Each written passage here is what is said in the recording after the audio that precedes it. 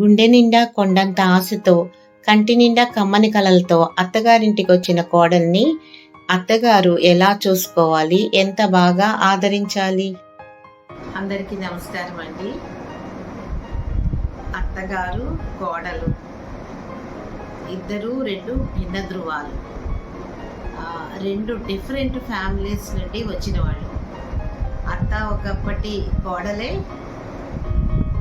అలాగే అత్త కూడా ఒక తల్లి, ఒక భార్య.